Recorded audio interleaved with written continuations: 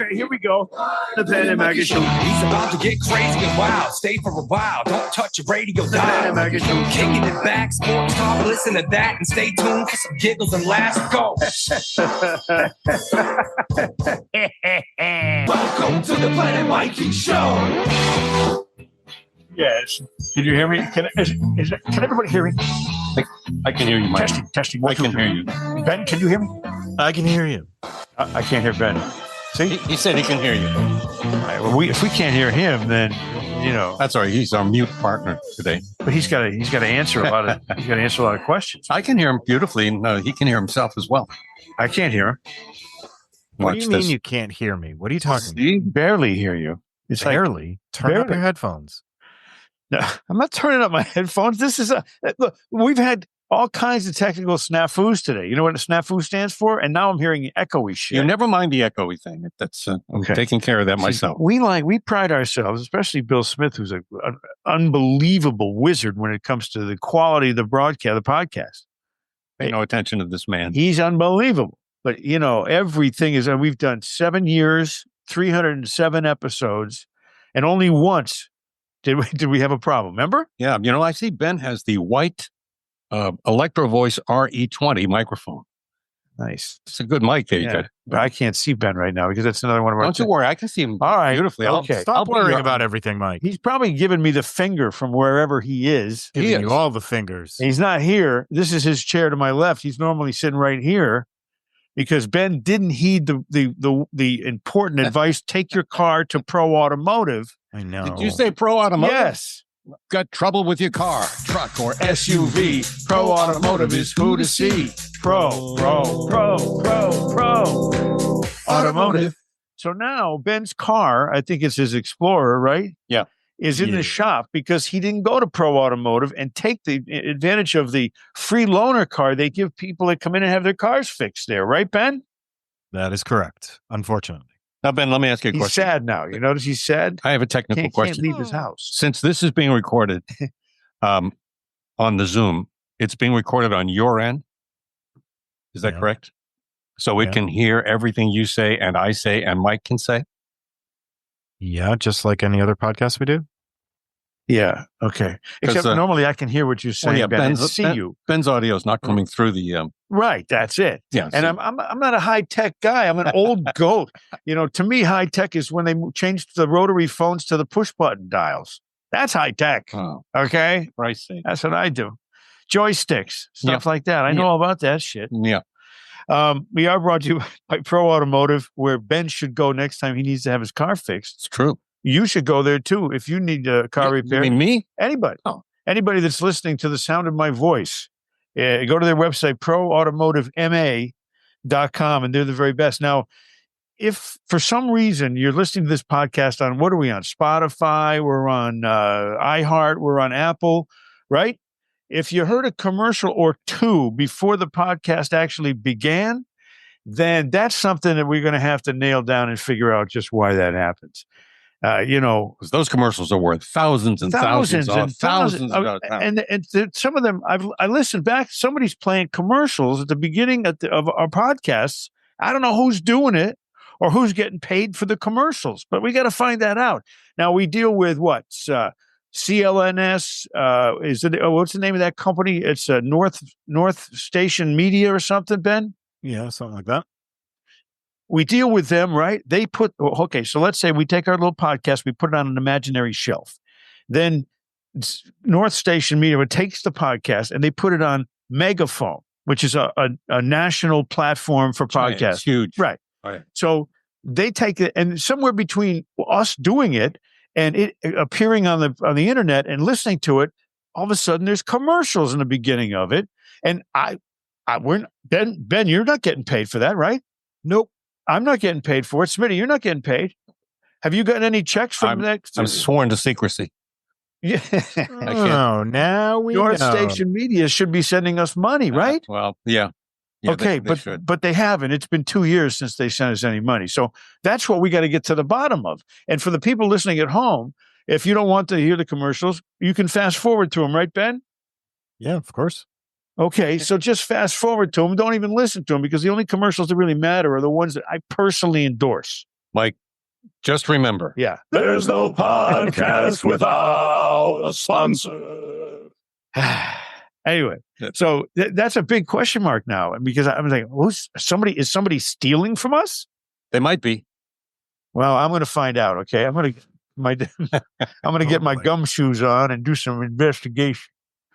Because somebody's going to have to pay us. You know, I've been watching The Sopranos from episode 1, season 1. Mm-hmm. Yeah, I learned a lot of stuff on how to get back at people. I know. Yeah, and that's a lot of that stuff I already knew, but I didn't want to tell you because it's embarrassing.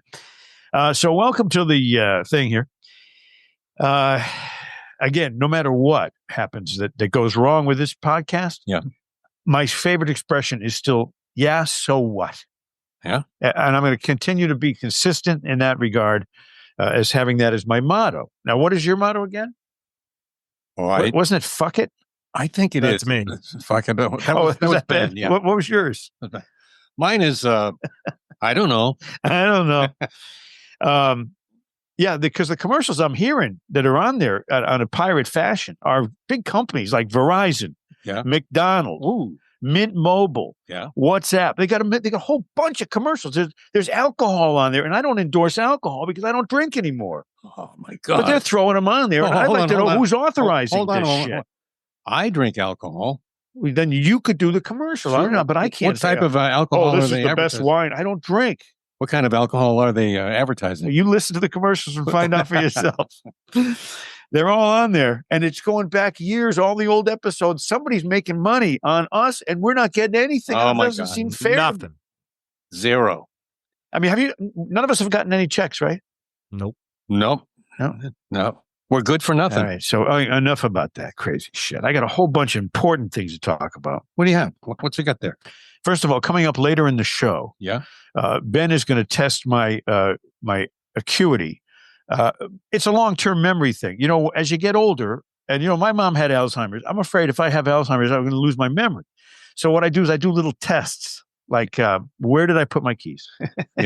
Stuff like that. Why did I come upstairs? Why do I have the refrigerator door opening and open and I'm just staring into there like something magical is going to happen? Why is that going on? But if I can test my long-term memory, then I can be self-assured that I'm not getting senile dementia like Joe Biden had. Mm-hmm. Right? Okay. So he's going to ask me questions about and I have no, you know, I can't cheat with this. It's not Googling. The first team I fell in love with in 1964 when I was 10 years old. Yeah. That was a team that had Dick Raditz and Yaz and Tony C. Any player on that roster, uniform numbers, where were they born? What year were they born? How tall were they? Did they fart a lot? I know all about every player on the 64 Red Sox, which was an awful team, by the way. An awful team. Well, I would say that is qualified to be called long-term memory. That Red Sox team won 72 games, right? See, there you go. Now, Raditz saved 29 of them, and he won 16 of them with victories. So 45 of their 72 wins had Raditz involved. Isn't that unbelievable? God, they should have paid him more. Some things that just struck me as I was driving in my Uber vehicle. Yes. And I do that a lot. I actually enjoy that. People say, what are you doing it for the money? Nah, I don't do anything for the money anymore. You're good for nothing. I just do it for the pure enjoyment and the socialization. I get to meet people from all kinds of countries. Nigeria, Honduras. I met a guy from Australia. He asked me, he said, I give my girlfriend an Australian kiss. No, hold on. That's not how he speaks. Oh, yes, my girlfriend on her birthday, what she wanted for her birthday, she said, I want an Australian kiss. You know what an Australian kiss is? It's just like a French kiss, only down under. Hold on. I was thinking to myself, I saw a girl walking down the street and she had a really nice rack. Yeah. I was like, I almost had to pull over and just keep looking. Yeah. Because she had an unbelievable, stunning rack as she was walking down the street. And then I thought back, I said, what was the first time in my life that I ever touched a boob? And I thought about her and I said, it was my sister's Barbie doll. And I was sorely disappointed. Anyway, now, two things. When I was Uber driving, I had 2 rides in a row that were really bad. On the road again. Oh, I can't wait to get on that road again. I picked up a single mom, the poor thing. She was. I picked her up at the court. Yeah. She was there at court because her son was in court for something he did. Mm-hmm. He's a 16, 17-year-old kid or whatever. And he had to go to court for some bad thing he did. And she the whole ride, I'm taking her. She's saying, I can't control him. His daddy's not around and he's misbehaving all the time. And how old was this woman? She was like, 40 something. Yeah. A teenage kid. And she's really upset. And I try to say, the kid's going to be all right. Just keep at it and try to keep, and I try to give her some encouragement. She was very disappointed in this kid because I was her 3rd time going to court for this kid. I felt bad for her, dropped her off. The next ride I got was 2 methadone addicts. They were going to get their methadone. I guess they had an opioid or heroin addicts. And I picked them both up, and they were like, it took forever to come out to the car. And when they did, they were real dicey. And then I took them to the methadone place. They said, we'll be right out. And it was like 10 minutes. And they weren't coming out. And you only get a 5-minute limit. They finally came out, and they were drinking the methadone mixture out of the cup as they were walking out of this place. And I'm thinking, Jesus, what's wrong with you people? And one of those was her kid. No, but it was just, I don't know. I'm thinking, as I'm driving these people around, I'm thinking, is this the best I can do? I'm still thinking about the first time I touched a boob. Yeah, right. Yeah. Well, was it a Barbie doll? No. Okay. No. Yeah, because and especially don't check out the Ken doll because then you're weird. And everybody will know it too. So anyway, I'm still doing the Uber thing and I'm still doing the Lyft thing. And I got to say that Uber gets 80% of the rides and Lyft only gets like 20% of them. It's that much of it's like a 4-to-1 ratio on available rides on Uber compared to Lyft. I mean, I keep them both on until one of them dings, and then I go wherever they tell. But it's hardly ever Lyft that takes over the dominant position in that. So that's something for you to know if you're the user of ride shares. Then again, you offer not only a ride but some therapy as well. Ben, how's the camera look now? Because we're doing this on Zoom today. This is something we don't normally do. Normally, Ben sits over here and Smitty sits over there and I sit over here and we have a thing, a complete conference. This is on Zoom. Should I be wearing pants? No. By the way, I hate Zoom. Oh, ever since the what do you call it? COVID situation. Yeah. I've never liked Zoom. Well, Zoom was crappy in the early days. Now it's looking nice and clean. Yeah. Good looking. I just don't. Sounds good. I just don't like it. Even makes Ben look handsome. I have It's hard to do. I'm canceling my True Green lawn service. Oh, Might tell you why. let's hear the story. Well, first of all, I paid it up front. A few $100, they come X amount of times and they take care of the lawn, right? Yep.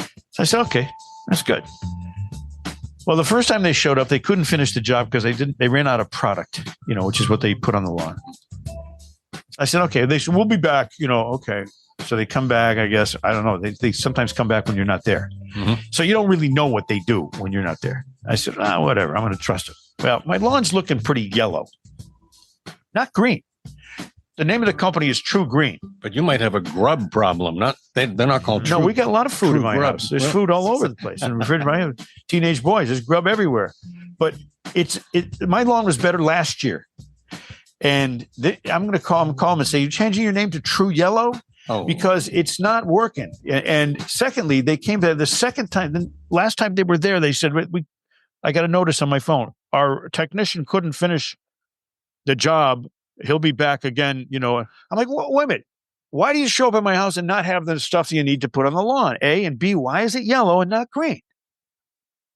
Good questions, Mike. It's not brown. All fair questions. Yeah. Do I look good on the camera though, Ben? Well, Let's have a look. I mean, as good as you can look on a camera, yes. I get up in the morning, I look in the mirror, I say, you know what? You get better looking every single day there, Sonny. What is something you can never buy brand new? It's always used. So anyway, I'm going to ditch True A Green. mirror. Nobody can do their jobs anymore. It's like no one gets it right. Remember the dentist that screwed up, took out the wrong tooth out of my head? Oh, yeah. I mean, gee, are you kidding? Thank God I switched to a dentist that knows what he's doing now. But I had these ladies over in Hopkinton. They took out the wrong tooth. Did you sue that dentist by any chance? You can't get any good lawyer to do his job or her job because they don't go after dentists because it's too hard to win the case. True, yeah. You got to drill real deep. Hey, happy Bobby Bonilla Day.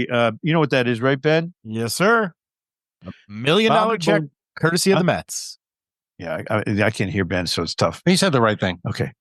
Bobby Bonilla Day is celebrated every single year, and the calendar now has turned to every July 1st. Yeah. And that's today, right? July 1st? That's today, the 1st of July, July Fool's Day. It means one thing. Time for Mets fans to wish each other happy Bobby Bonilla Day. Why? Because today, Tuesday, 62-year-old Bobby Bonilla will collect a check for $1,193,000 from the Mets.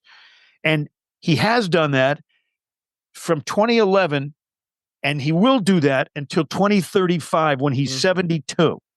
So he's getting $1 million a year forever because the Mets bought him out of a contract that they didn't like very much, and they were involved in the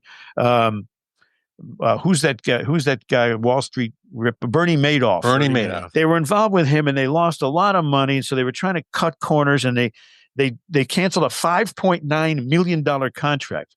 So Bobby Bonilla could collect $29 million over the next 29 years. How fucking stupid are the New York Mets? It's still going on. Now, it's not the only time it's happened in baseball. Okay. For example, Shohei Ohtani is delaying payments for $680 million of his $700 million. He'll start getting $68 million per year in 2034. So 9 years from now, he's going to start collecting $68 million a year on this contract he's got. Do you believe this? That's unbelievable. It's unbelievable. This is all because of Bobby Bo. You know, he set the pace for this. And the Mets are ridiculous and stupid. And I'm done with them. Of course, I was done with them in 86. Well, yeah. I was going to say, when were you ever with them? Yeah, I never was. Actually, the time when I liked the Mets was when they were awful. When Casey Stengel was the manager, and then Yogi Berra took over for him, and they won 42 games and they lost 120. They were unbelievable. That's when Casey stepped up on the top of the dugout steps and said, "Can't anyone here play this game?" to his team. When they asked him about because there was a lot of banners going around Shea Stadium about the Mets, you know. And Casey said he liked them because when the banners go by, he doesn't have to watch the players on the field.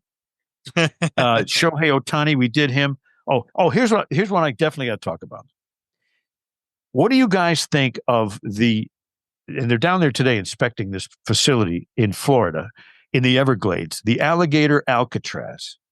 What do you think of that concept? I love that. They don't even need to put up fences. They said that there's no escape. Right. There's a runway that leaves. You can leave on a plane and go to whatever country you came from. Or there's one road coming in, I guess. There's only one road coming in and one plane going out. And it's a situation completely surrounded by swamps, snakes, alligators. It's it's really the way to do a prison. Set it up so you don't have to have a perimeter around it. You don't have to have helicopters flying around it and guard towers with guys with rifles. You don't need that shit. That's true. Because if they leave, they get eaten. It's that simple. Who would want to? And I think they've even, I know the alligators live down there anyway, but I think they've actually stocked more of them in there. And those pythons that are down there. Do they need to, though? I mean, who would you, if you were a prisoner and you said, okay, here's how I get out of here. I walk through this swamp filled with alligators. Walk through the swamp. If you can make it to the road, you might have a chance. But I just think it's a tremendous idea. And I'm all for it. A lot of people say, oh, well, the environment, and these people are going to be treated inhumanely. And they're illegal, violent criminals. Okay? And the old Alcatraz idea was nobody could swim out of there. All right. You couldn't. Do you see Papillon? Yes. That movie? Yeah. But you can't swim out of Alcatraz. You just can't do it. And that's a perfect place to isolate bad people and keep them all off your continent. Right? I agree. I'm in complete agreement. Trump likes it too. He was giggling about it. I think it's a tremendous idea. Anyway, I'm covering some news items here. I hope you like that. News? Yeah, news. Yeah, I got more. I've got more. Now the news with Mike Adams. And now the news with Mike Adams. I'm Mike Adams reporting on the Mike Adams Planet Mikey. He's Mike Adams. Yes. In Atlanta, there's a water scam going on. It seems that as the heat rises in Atlanta, so does a new trend in petty crime. A group called the Water Boys. I think we had those at EEI, didn't we? The Water Boys, yeah. Yeah. But they were water boys because they always wet their pants when they drank light beer. That's true. These water boys are teens who sell bottled water to passing cars. Well, it's very hot in Atlanta. They've been accused of exploiting a driver's generosity, though. Instead of charging a few bucks per bottle, some are allegedly using Cash App to withdraw far more than was agreed. Two victims say they lost over $1,000 each, thinking they were simply supporting a local summer hustle. Tristan Richardson thought she was buying a $2 bottle of water. She got an $1,100 charge on her account. She says it happened after she handed her phone to the teen seller who claimed he needed to type in the right username. She says, "My heart sank. I was like, oh my God, that's a big chunk of money." That's what she told Fox 5 in Atlanta. And then this other lady, she was going to tip the person $5, but she was scanning the code with her phone and $800 vanished from her account without her confirming or entering a PIN or using fingerprint verification. Bing, bang, boom. Just like that. Money coming out because of these Utes. These troubled Utes. Somerville, Massachusetts, state line. Somerville will begin implementing. That's a total joke of a town now. The guy who's running that town is an idiot. I got mustache in my mouth. Are you okay, Mike? Somerville will begin implementing a nicotine-free generation policy. Anyone born on or after July 1, 2005, and I've got two of them at home. I got an 06 and a 2010. Those people will be permanently ineligible to purchase tobacco or nicotine products in the city, even when they turn 21. Can you believe that? How they're forbidding people when they're 21 years old to do something that everybody else has the right to do? You mean forbidding them from purchasing a legal product? I'm not suggesting that. Why don't you just make it illegal to sell nicotine in Somerville then? Right. Nicotine pouches can now only be sold in adult-only retail stores. Retailers who do not meet the standard must remove the pouches from their shelves immediately. Here's a quote from some asshole. The nicotine-free generation policy isn't about taking away rights. It's about giving young people the freedom to grow up without the grip of nicotine. The grip, said Bhavika Kalia, a member of Somerville Positive Forces, whatever that is. Is it the nicotine that's addictive, or is it the crap they put in the cigarettes that makes them addictive? Well, I think it's the nicotine. Yeah. As a nicotine user my whole life, in fact, I'm using some today. Yeah. But I got to tell you something. My doctor told me it's not the nicotine that'll kill you. It's the smoke. Well, there you go. It's the smoke that'll kill you. So anyway, I just think that's an unbelievable, stupid thing for them to do. And infringe upon the right. And even when you're 21, you can't buy it after that. I mean, come on. Are you kidding me? Yeah. Jeff Bezos got married. And this is more news. Have you seen his wife? This is more news. She was beautiful before. More news. She looks like hell. I don't know why she did that. I guess Bezos is happy with it.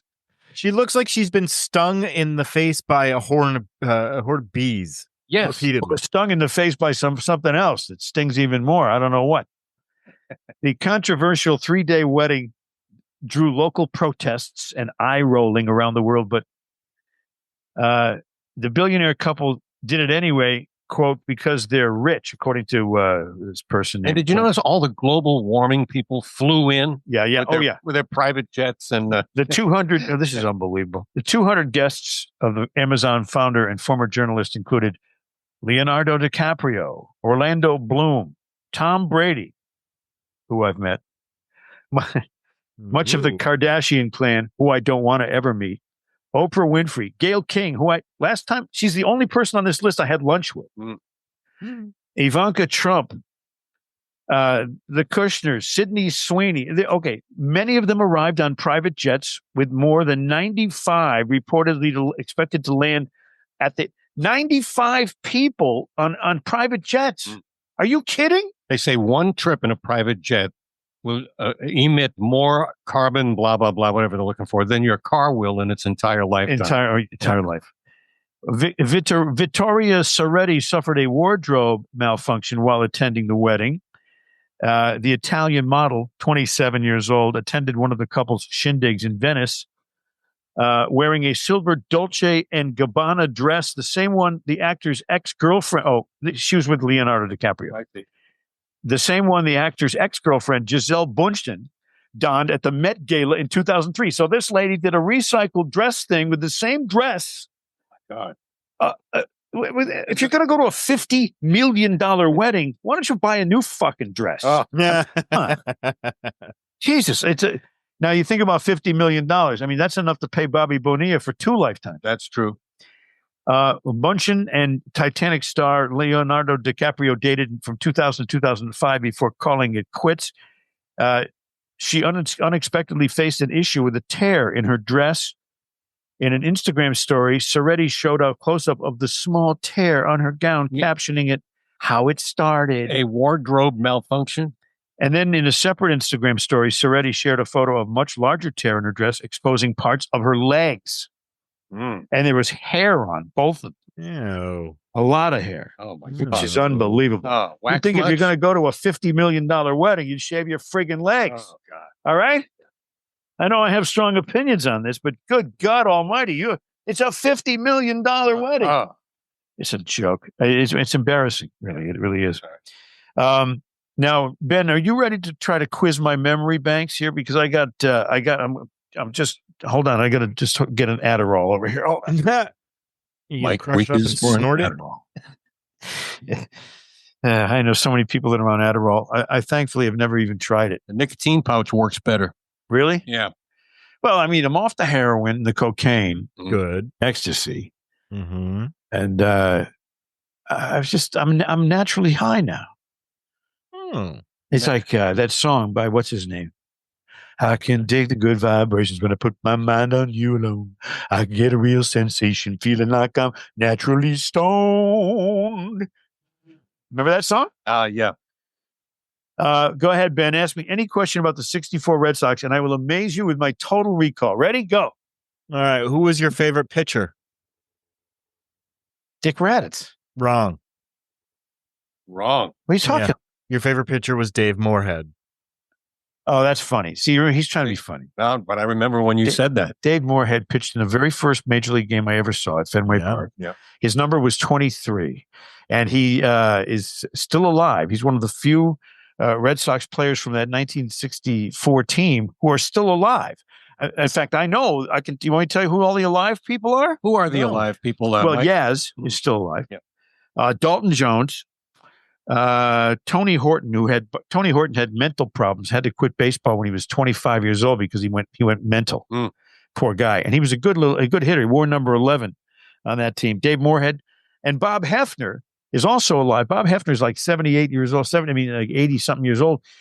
Dick Raditz told me that Hefner in the bullpen, somebody said, because he was a farm boy, they asked Hefner which animal was the most fun to have sex with. And Hefner looked at him straight in the eye with a totally straight face and said, "Well, the pigs feel most like human." Can you believe that? He's farm boy. He was a true farm boy. Now, if that story's not true, then I apologize to the still alive Bob Hefner, who could probably sue us for all that money we didn't get from our commercials up front.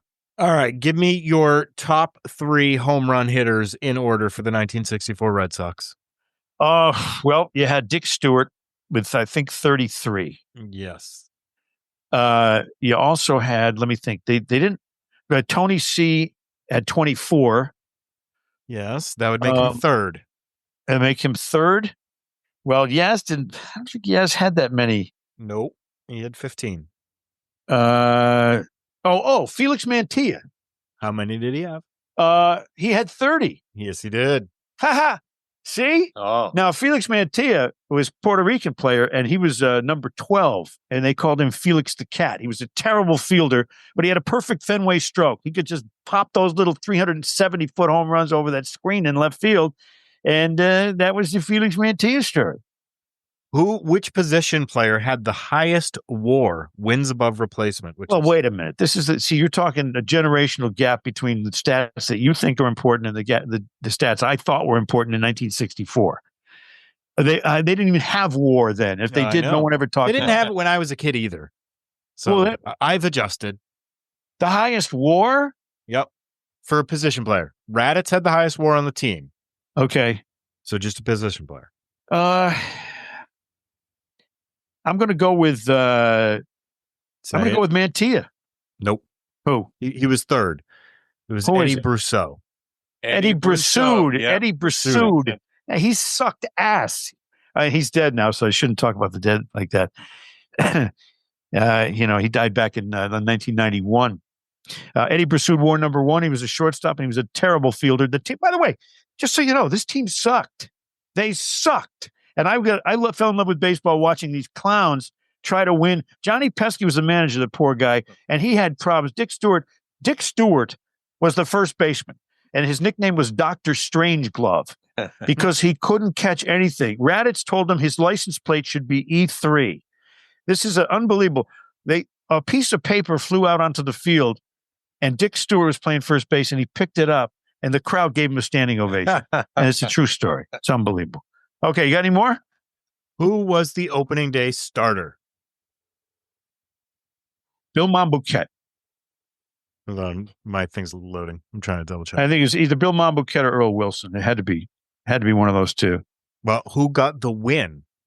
It was against the Yankees. Wait. Hold on. I'm getting you the starter right now. The starter was... See how the technical problems here. It was Bill Monbouquet, but who got Bill the win? Mambo. Mambo, yeah. Mambo had the win. Mambo had a great story about Raditz. I saw Mambo at a golf tournament. And Bill Monbouquet, I said, Bill, what was the longest home run you ever gave up? He goes, oh, that's easy. It was against Cleveland. Frank Robinson, he said he hit it way back deep in the back left part of the bullpen, way over everything. And then they took Monbouquet out of the game because he just got blasted. He sat down on the bench in the dugout, and the phone rang from the bullpen, and it was Dick Raditz. And Dick says to him, hey, Bill, how'd you grip that one? Anyway, that's the Red Sox 1964. There's nothing I don't know about them. I don't care what Who got the win in the first game of the season and the last game of the season for the Red Sox? What? Who got the win? These are very, very obscure questions. It's not that obscure. Think about it. Who Dick got the Raditz. win in the first game? Thank you, Dick Raditz. Jesus. See? Well, okay. You know what I mean? Lived. I didn't think every single question would be answered by Dick Raditz's answer. I got another strange little baseball trivia question for you. All right, I'm ready. Only player to win a league MVP, but to never play in an All-Star game. Only player to win an MVP. And never to play in an all-star game. Wow, that is really That obscure. doesn't include like the people before, All-Star games came into existence. There's only one guy who ever won a league MVP. That's too obscure for me. Go ahead. Give us the answer before I croak. Kirk Gibson. Nice. Gibby. Okay. It's just a random one for you. Now, I also did a thing because I get bored. When I'm not Uber and Lyft driving. Seriously, you get bored? I can't imagine you being bored, Mike. Or banging cocktail waitresses 5 at a time. I get bored. So what I did was I went through each team. Now, I'm concerned because at this point in my life, I don't know any of the guys on the teams and all the players. I've lost touch with all, and they're all from Spanish-speaking countries. But I went through every single roster of all the major league teams, and I found the funniest names on each roster. Are you ready for this? Go ahead, Mike. Hold on, there's a bug flying around. It's a fucking fruit fly. There's a fruit fly in the house. Yay. Yeah. I was trying to get it earlier. My favorite names from each team: Baltimore, Scott Blewett, See? and Chadwick Trump. Not Trump, Trump. Of course, for the Red Sox, it's a clear winner. That's a good name for a band. Chadwick Trump. Richard Fitz, Fitts, Dick Fitz. That's a real guy in the Red Sox. Dick Fitz. Richard Fitz. White Sox, Kyle Teal. That's a nice short autograph. The shortest autograph, of course, in history of Major League Baseball is Ed Ott. He was a Red Sox. He was traded for Crochet. Who? Kyle Teal was traded for Crochet. Oh, okay. Kyle Teal, short autograph. It's not shorter than Ed Ott. Wow. Cleveland, Bo Naylor. It's like, did you nail her? Nah, I didn't touch her. That's like Doug Fister. No, Detroit, Tariq Skubal. You know who that is? The reigning Cy Young Award winner? Yeah. I didn't know his first name was Tariq. There's another guy on that team called Dylan Dingler, which is a great name. Oh, Houston, Jordan Weems. Kansas City, Chris Bubik. There's a Barbie doll story there somewhere. Why is this fruit fly coming around me? Well, you must have something on you there, Mike. Angels, Yusei Kikuchi. And Logan Ohapi. Also, Mike Trout is a weird name. Well, you know, his middle name's Trouser, which is real weird. Minnesota, Griffin Jacks. New York Yankees, Jazz Chisholm. Now, if you say that wrong, you're saying Chaz Chisholm, and people are going to look at you funny. Yeah. Oakland, J.J. Bleday. Seattle, Emerson Hancock. Now, that's not that bad a name, except that he changed it. It was to Emerson Foot Penis. Brian Wu. How about Miles? This is all on Seattle. Miles Mastrobuoni. That doesn't sound like a Ronzoni commercial. It does, yeah. Tampa Bay, Shane Baz. Texas, Josh Jung. Toronto, Miles Straw. Miles Straw is a great name if you're a cocaine addict. Atlanta, Spencer Schwellenbach. And they also have two Spencers. They also have Spencer Strider. Now, Strider, of course, is the kind of fart you do while you're walking. The Cubs. This is kind of a good, preppy, stupid name. The Cubs have a guy named Dansby Swanson. Dansby. Hello, Dansby. They have Mother says, Dansby. Armstrong. Dansby, come in the house now, Dansby. Daddy's almost home. Cincinnati, Spencer Steer. He's a bum steer. Reese Hines. Yeah. And he's from Niceville, Florida. I just thought I'd throw that in there because I don't know anybody else from Niceville, Florida. Well. Colorado, Mickey Moniak. That's a maniac who moans. The Dodgers have one here, Bill. You're going to love this one. Will Smith. I do love that one. That's a good one. What a great name. Miami, Jansen Junk. Milwaukee, Sal Frelick and Christian Yelich. They got the Ick brothers, Frelick and Yelich. The New York Mets have Richard Lovelady, as far as they know. Philadelphia, Otto Kemp. Of course, that's a palindrome. Here comes the pitch to the soft-throwing left-handed palindrome. Pittsburgh has Ke'Bryan Hayes, and he's from Tomball, Texas. St. Louis has Yohel Pozo and Lars Nootbaar. San Diego has Yuki Matsui. San Francisco has some guy named Yastrzemski. I don't even know how to spell that. And Washington has a very weird guy named Zach. Listen to this. Tell me how to pronounce this. Zach, Brzykcy. There's no vowels. Brzykcy. You think so? Oh, yeah. I hope you're right.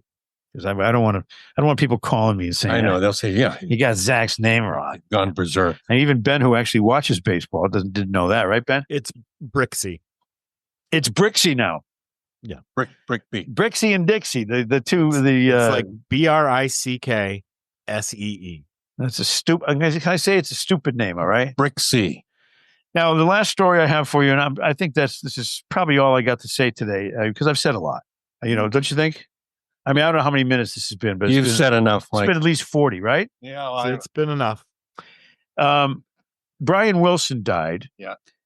And he was, of course, the mind and the genius behind the Beach Boys. I was always a Beach Boy guy. Dennis Wilson, of course, drowned. Yeah. Carl Wilson died of cancer. And then finally, Brian Wilson passes along. And the only guy that's left is that asshole, Mike Love, who's truly an asshole.